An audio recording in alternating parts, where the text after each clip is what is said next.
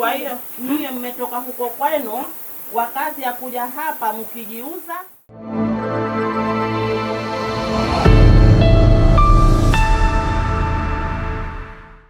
Mwenyekiti wa kamati ya ulinzi na usalama wilaya Chake Chake ambaye pia ni mkuu wa wilaya hiyo, Zuhura Mgeni Osman, amefanya ukaguzi katika nyumba iliyopo kijiji cha Chanjamjawiri, mkoa wa Kusini Pemba, inayodaiwa kutumika kwa shughuli za biashara ya ngono, ambapo katika ukaguzi huo zimeonekana kondom, vichupa vya dabukiki vinavyodaiwa kuhusishwa moja kwa moja na shughuli hizo, huku mkuu huyo akisema kuwa kuna viashiria mbalimbali vinavyoashiria uwepo wa biashara hiyo ya kuuza mwili ndani ya nyumba hiyo.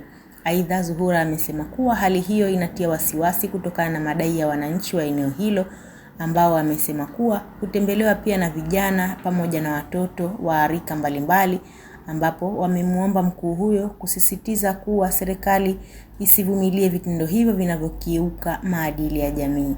Amewataka wananchi pia kuendelea kutoa taarifa kwa vyombo vya sheria mara tu wanapobaini maeneo yanayodaiwa kutumika kwa shughuli mbalimbali ambazo zina hatari kwa maisha ya wananchi na wanajamii, hususan ni vijana na watoto, akisema kuwa hatua za kisheria zitaweza kuchukuliwa iwapo uchunguzi ukamilika na kumtia hatiani mtuhumiwa huyo. Hati mama, so umeshaitumia hiyo? Yana. Mimi Mariamu.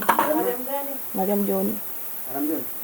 Kwa hiyo nyie mmetoka huko kwenu kwa kazi ya kuja hapa mkijiuza, kina mkifundisha watoto tabia mbaya, alimradi makondom kama hayo munawapa watoto wetu, vijana wetu, nguvu kazi zetu, kina mkiharibu kwa mambo kama hayo. Huku mapombe, huku makondom, munasababishia nini watoto? Hao mnaokuja kuwauzia. Machupa hapa nimeweka tu kama mtu ameweka machupa yake. Kweli mimi nakwambia. Taarifa zako tunazo, ndio maana tukafika hapa. Kazi yako kujiuza, unajiuza huko ndani, unauza madabo kiki, kina ukifanya kila upusta unaufanya wewe. Hamna. Kwa nini mnatoka huko kwenu? Mkishatoka huko kazi yenu kuja mkifanya haya. Hamuji kwa lengo la kama ni kazi ndio kufanya kazi. Mkifika hapa kisingizio ni kazi, lakini baadaye mnakuja kuuza mambo ambayo hayana maana. Nguo. Ulikuwa unakaa, nasikia unakaa huko, umefukuzwa kwa tabia yako. Umekuja kipapo huko ulikuwa unakaa. Umekuja kuhamia huko. Kila unapoenda wewe mwanamke wewe unafukuzwa kwa tabia yako ya kujiuza. Mimi kule nimetoka kweli, lakini kule sijatoka kwa hivyo. Taarifa tunazo, umetoka huko kwa ajili ya kujiuza. Kazi yako kujiuza na ushahidi huo hapo.